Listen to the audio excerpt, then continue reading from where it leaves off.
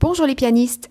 Alors aujourd'hui je vais répondre à une question qu'on me pose régulièrement qui est combien de temps il faut travailler par jour?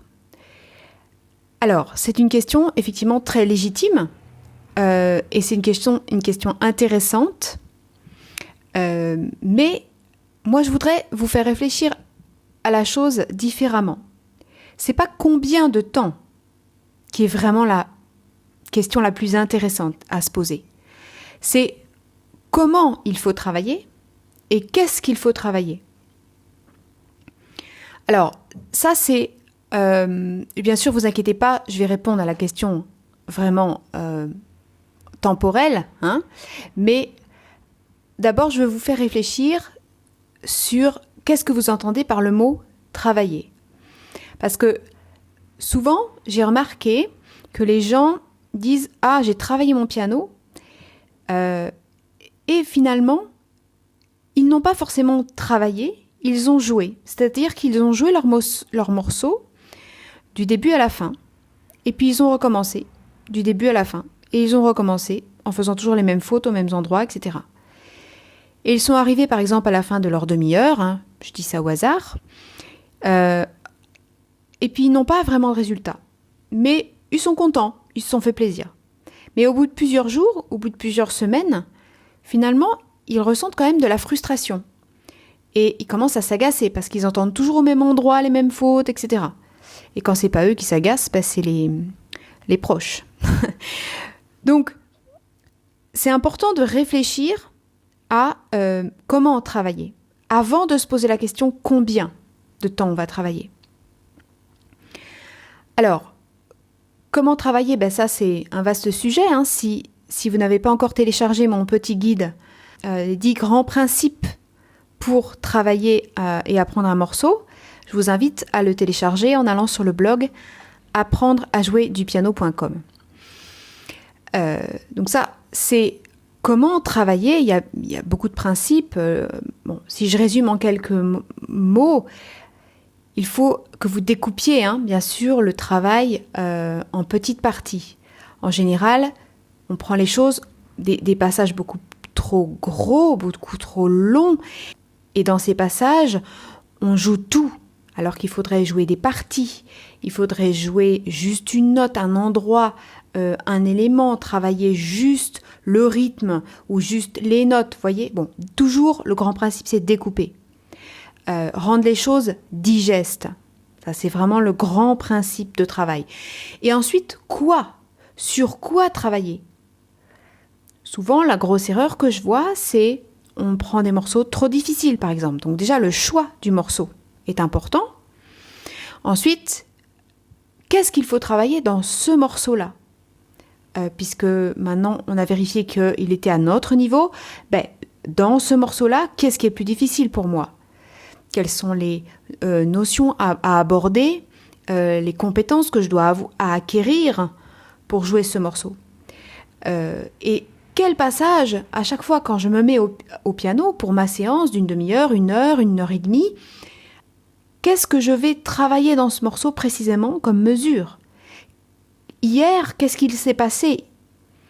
Qu'est-ce que j'ai travaillé hier? Qu'est-ce que j'ai travaillé avant-hier? Est-ce que je dois réviser les choses d'hier ou d'avant-hier? Ou est-ce que je dois avancer sur des choses nouvelles? Ça, c'est le quoi.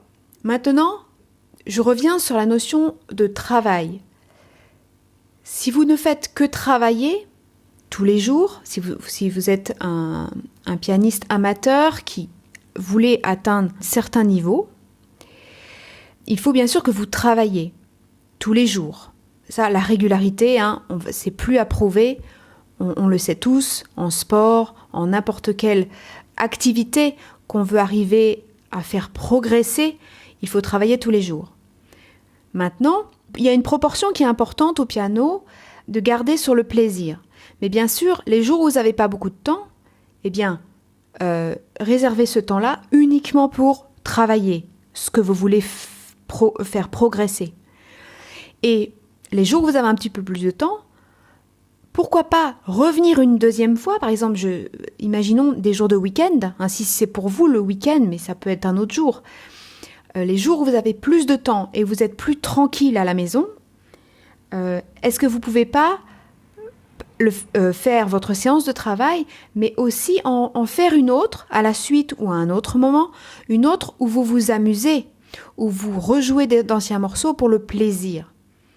C'est-à-dire que n'oubliez jamais que c'est important de garder un contact avec le plaisir que vous avez à jouer.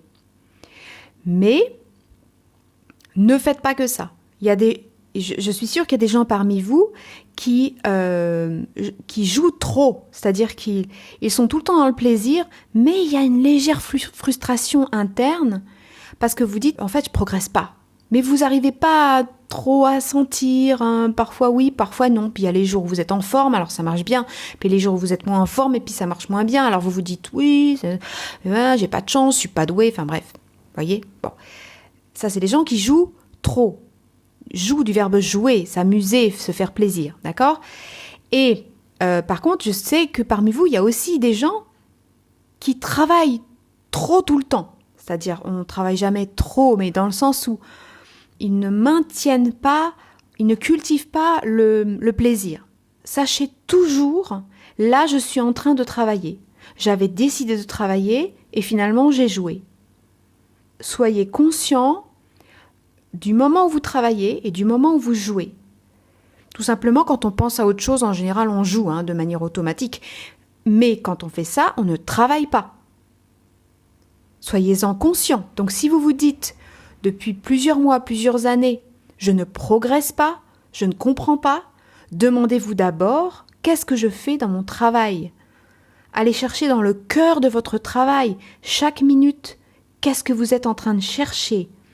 Précisément, est-ce que vous avez les outils pour résoudre ces problèmes-là ? Est-ce que vous ne faites pas des trop grosses parties ? Est-ce que vous n'avez pas besoin de rendre les choses plus digestes, plus accessibles ?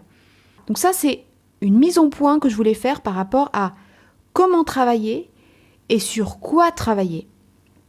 Maintenant, si on élargit les choses, il y a aussi un autre élément à prendre en compte quand on se pose la question combien de temps faut-il travailler tous les jours ? Il y a, est-ce que je ne fais que apprendre mes morceaux ou est-ce que je fais aussi un travail de technique pure, des gammes, des arpèges, etc. Est-ce que je veux travailler aussi l'improvisation ? Donc est-ce que je me laisse des temps où je cherche à reproduire ce qu'il y a dans ma tête et où je cherche à travailler ma créativité ? Est-ce qu'il y a des moments où je veux travailler mon déchiffrage, etc. Donc ça, bien sûr, tous ces éléments-là vont jouer dans le temps dont vous aurez besoin. Ça, je pense que vous l'aurez compris. Mais ne perdez pas de vue ça. Ça dépend des objectifs que vous avez. Vous ne pouvez pas courir tous les lièvres à la fois. Si en ce moment, vous êtes en train de travailler un morceau parce que vous voulez le jouer pour un moment précis ou parce que c'est important pour vous de le savoir le jouer dans 1 mois ou 2, bon, votre objectif premier, ça va être de travailler ce morceau-là. Et donc à ce moment-là, on laisse un peu de côté le travail technique, on laisse un petit peu de côté l'improvisation, le déchiffrage, etc. Bien sûr, tout dépend du temps que vous avez à consacrer. Si vous avez 2 heures, 3 heures, 4 heures par jour, là, vous allez pouvoir tout faire, on est bien d'accord. Mais là, moi, je ne pense pas que la majorité d'entre vous soyez dans ce cas-là. Donc maintenant, je vais répondre à la question de départ, mais je vais me mettre dans le cadre, effectivement, de quelqu'un qui a un morceau. Alors, moi, je pense qu'une demi-heure par jour, c'est pas mal. 30 minutes, mais 30 minutes vraiment efficaces. Si vous mettez 10 minutes à vous concentrer, si entre-temps, votre mari ou votre épouse passe par là, votre enfant passe par là, et vous dit « Maman, est-ce qu'il y a gna ?» Voilà, bon, vous voyez ce que je veux dire ? Votre mari vient vous dire « Elle est où la casserole ?» de machin là. Et puis votre épouse vient vous demander « Oui, quand même, ce serait bien que tu viennes m'aider à mettre la table. » Ou je sais pas quoi. Vous voyez ? Donc, je parle pas de ça, attention. Vraiment, 30 minutes efficaces, concentré avec personne qui vous interrompt. Les 5 dernières minutes de votre travail, moi ce que je vous conseille, si vous n'avez pas plus d'une demi-heure à consacrer, gardez les 5 ou les 3 dernières minutes pour faire un petit bilan. Qu'est-ce que j'ai fait aujourd'hui ? Qu'est-ce que j'ai pas réussi à faire ? Qu'est-ce que j'ai réussi à faire ? Vous notez sur un petit bout de papier ou un carnet qui va être dédié à ça sur votre piano et vous notez demain il faut que je travaille ça, ça j'y arrive pas. Ou, en tout cas, si vous avez peu de temps, c'est page 3, troisième système, difficile. Ou voilà, reprendre mesure 3. Le minimum, voilà, on va dire que le minimum, ça serait au moins de vous dire par quoi je commence demain.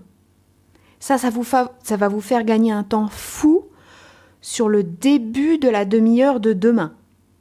Parce que souvent, quand on démarre, on ne sait plus trop bien, parce qu'il s'est passé plein de choses depuis la veille.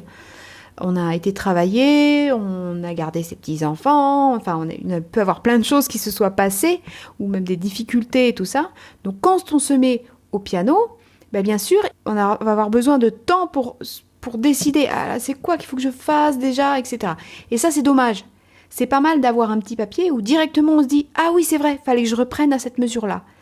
Et pendant qu'on travaille la fameuse mesure, notre corps, notre esprit, tout ça, reviennent sur l'activité piano.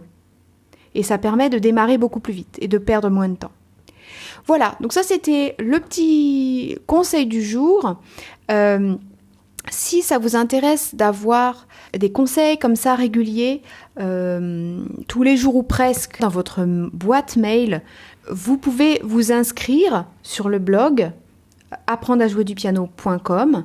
Vous aurez des fenêtres qui vont vous proposer de mettre votre nom, votre prénom et votre adresse mail. Et vous pouvez donc déposer vos coordonnées et vous recevrez donc régulièrement des petits conseils, les liens vers les nouvelles vidéos sur YouTube ou sur le blog, des liens vers les nouveaux articles, vers les nouveaux podcasts. C'est vraiment pour les réserver aux personnes qui sont très motivées et qui veulent vraiment progresser au piano et qui sont prêts à s'investir, à donner du temps pour apprendre à progresser et à jouer tous les jours avec plaisir. Je vous laisse me laisser vos coordonnées et à bientôt sur le blog.